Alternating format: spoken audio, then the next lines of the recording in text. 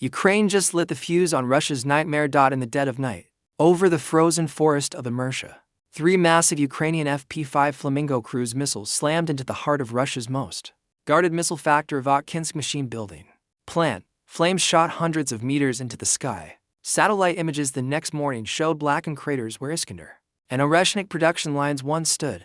And now, Ukraine has just announced full-scale serial production of the very weapon that did it, a 3,000-kilometer range beast with a 1-ton warhead, built in Ukraine, paid for by Ukrainian ingenuity, and aimed straight at the belly of the Russian war machine.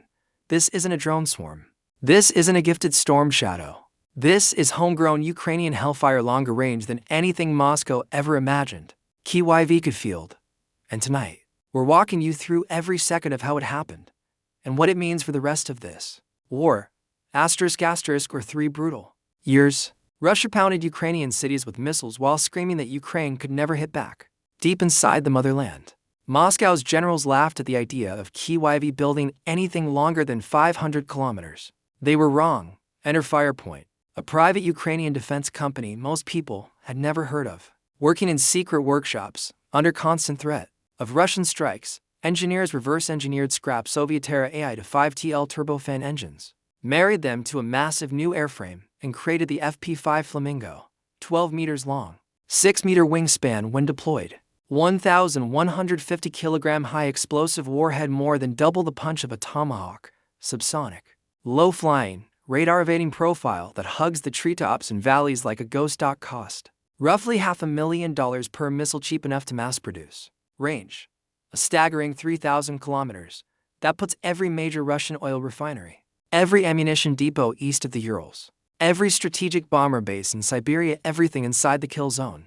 By mid-2025, the first prototypes were flying test ranges. By August 2025, photos leaked of rows of flamingos in final assembly. President Zelensky called it our most successful missile program ever. Serial production kicked off at 30 units a month, then 50, then the target of 7 per day. But production alone means nothing without proof. That proof came in February 2026. ***, deep inside western Ukraine, 3 mobile launchers disguised as ordinary civilian trucks position themselves under a moonless sky. Each carries 1 Flamingo. GPS coordinates for Votkinsk are locked. The target, Building 50. The final assembly hall for Russia's Iskander and tactical ballistic missiles.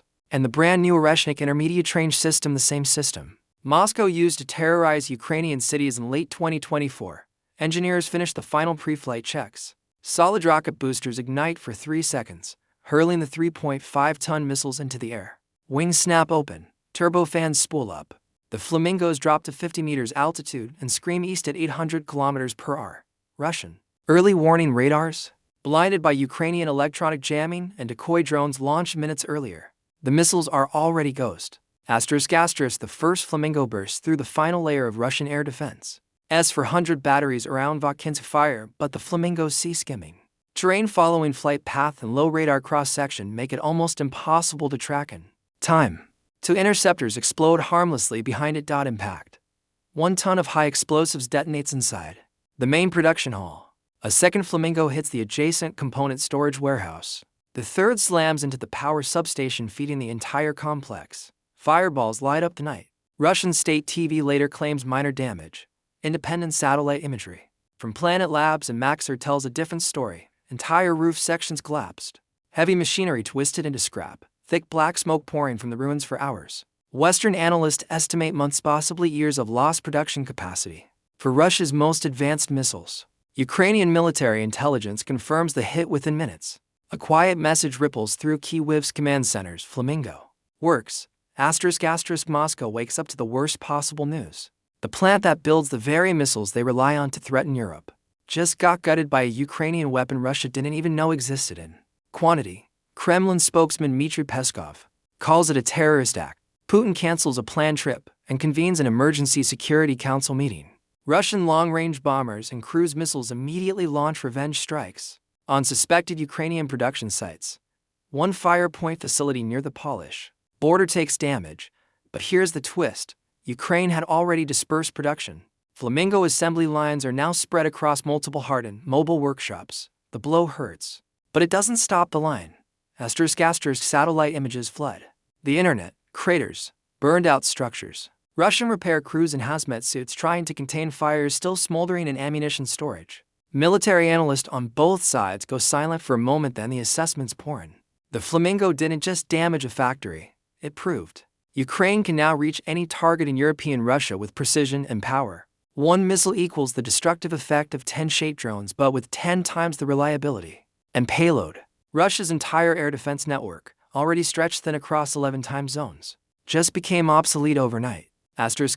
Russian oil refineries already hit by cheaper drone swarms now face the real threat of Flamingo strikes that can deliver a knockout blow in a single pass. Ammunition depots east of the Volga, no longer safe. The Oreshnik production line set back at least 6 months.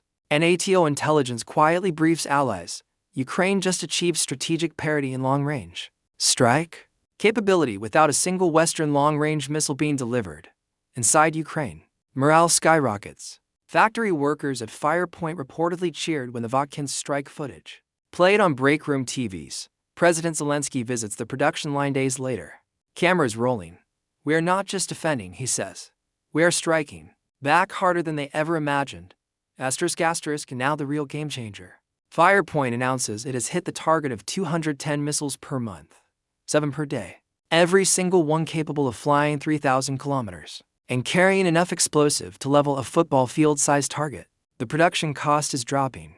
The supply chain for turbofan engines sourced from captured and scrapped Russian aircraft is secure.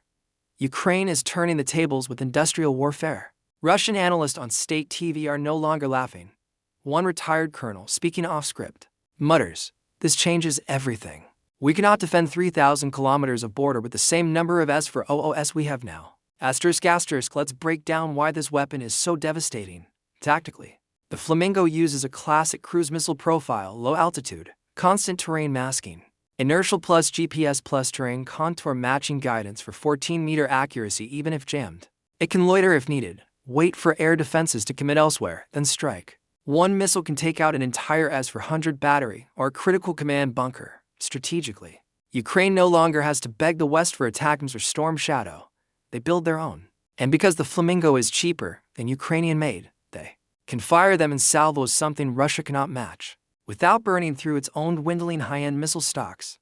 Politically, Putin's regime faces a nightmare. Every successful Flamingo strike deep inside Russia fuels domestic questions. How is this possible after 3 years of special military operation? The Russian military now has to pull air defense systems from the front lines to guard factories in the rear, weakening their ground offensive exactly when Ukraine is ramping up its own counter moves. Consequences: Russia may escalate the tactical, nuclear threats again, but that bluff is wearing thin. More likely, desperate attempts to hunt Ukrainian launchers with drones and special forces, while pouring resources into electronic warfare and new interceptors they can't afford. Meanwhile, Ukraine's production lines keep humming.